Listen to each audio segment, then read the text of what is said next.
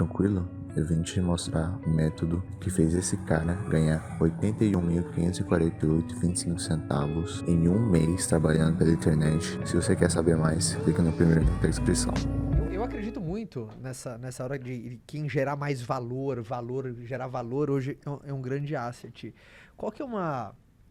Você tem sempre essa premissa que tudo é marketing, tudo é marketing, tudo é marketing, e tudo é marketing. Como começou esse lance? Que eu gosto muito, principalmente quando você tem essa sessão, vamos pra sessão tudo é marketing, né? Você tem um lance que você começa... de onde vem esse... E qual é a dica que você tem que dar pra turma em relação a esse olhar mais clínico de...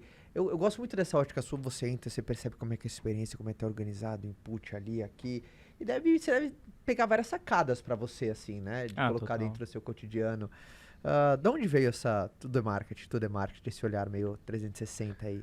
O olhar 360 veio muito daquela minha formação que eu disse, né? De ser comerciante, com minha instrução em cinema e a Dani em moda. Porque o que acontece? Eu nunca vi cinema, agora saindo da parte do comerciante indo para cinema.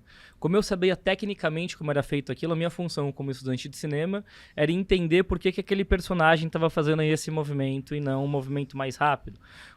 E daí tem outro negócio no cinema que chama prop.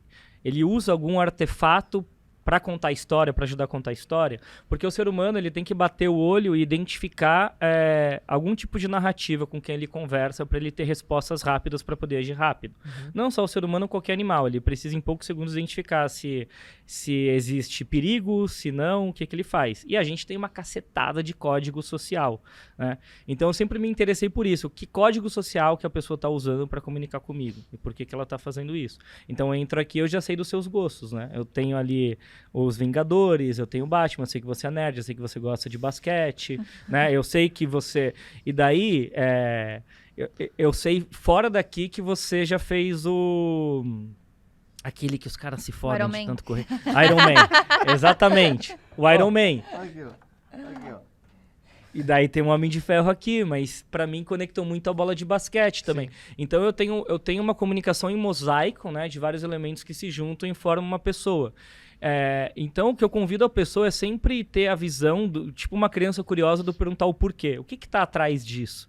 Por que estão fazendo o que estão fazendo? Porque todas as pessoas são intencionais, principalmente quando a gente pensa em marca, conscientemente ou não, tem um trabalho de marca ali atrás. E trabalho de marca pode ser simplesmente o jeito que você se veste, o perfume que você usa, o tipo de decoração que tem na sua casa. Tem gente que se apresenta errado também, né? O cara passa uma imagem que às vezes não é ele por uma falta de posicionamento, né? Totalmente. Isso é uma das coisas que mais tem. Às vezes a pessoa conseguiu algum sucesso, porque ele tem um produto, um serviço, ele tem alguma qualidade muito boa, mas ele não ajeitou as outras coisas. E daí aquele perigo da marca ela ter um boom e não durar, né? Porque ela realmente é boa. Porque a gente nunca pode esquecer, a marca pode ser a melhor do mundo, o serviço também.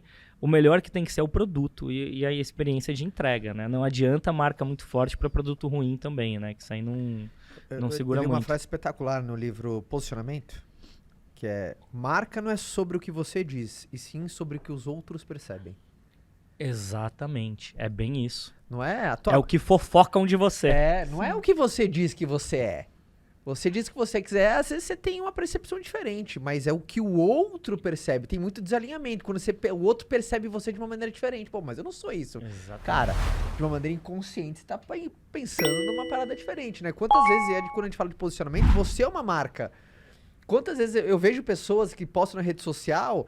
Se eu não conhecesse aquele amigo meu, eu achava que o cara era uma puta de um cara zoeira. Eu falei assim, pô, esse cara nem é zoeira, mas ele toda foto que ele posta, ou ele tá com uma cerveja, ou ele tá seminu, ou ele tá numa zoeira, numa balada, eu sei que o cara não é assim. Mas, se alguém não conhece o bastidor como eu, é uma imagem que ele já tá se vendendo de uma acontece maneira... demais. Posicionamento, né?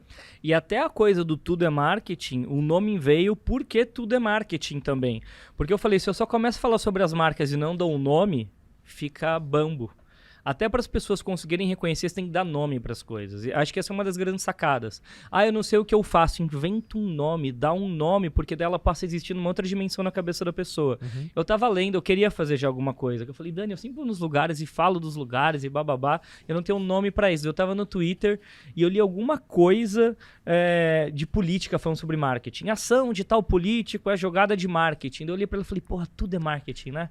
E foi uma besteira. Daí assim que eu falei para ela, eu ia desenvolver, falei, já sei.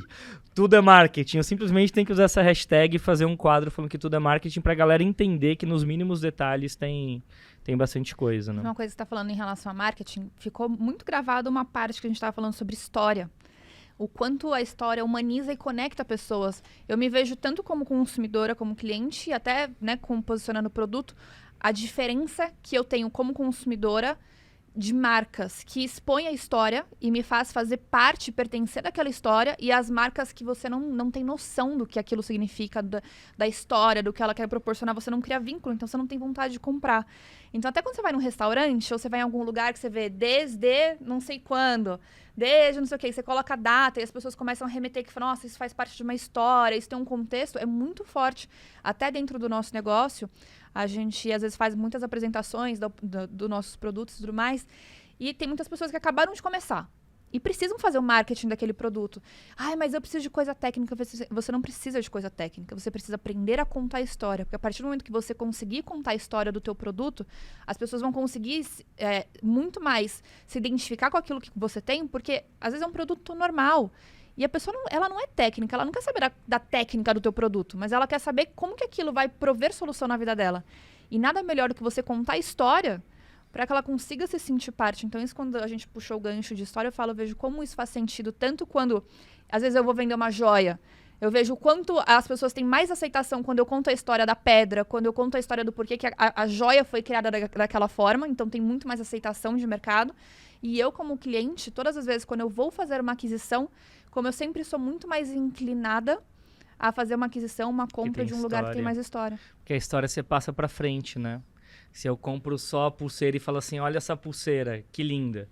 O papo termina, que linda, né? Termina num adjetivo, né? Se eu conto a história daquela joia, o porquê daquela pedra, aí você permite a pessoa ter conteúdo na vida dela também, né? Acho que essa é uma das grandes coisas. E a gente, no final, também compra identidade. Quando a gente conta história e a gente se conecta com ela, o que a gente está comprando é identidade. Ou afirmando a nossa identidade ou negando a identidade do outro, né? Por isso que é importante também, quando a gente faz isso, se eu sou um cara mais tradicional e eu sei que a marca é mega tradicional, eu estou comprando a história tradicional para mim, né? Se eu tenho uma marca que ela é iconoclasta, que ela questiona tudo, eu não quero que ela seja de 1800.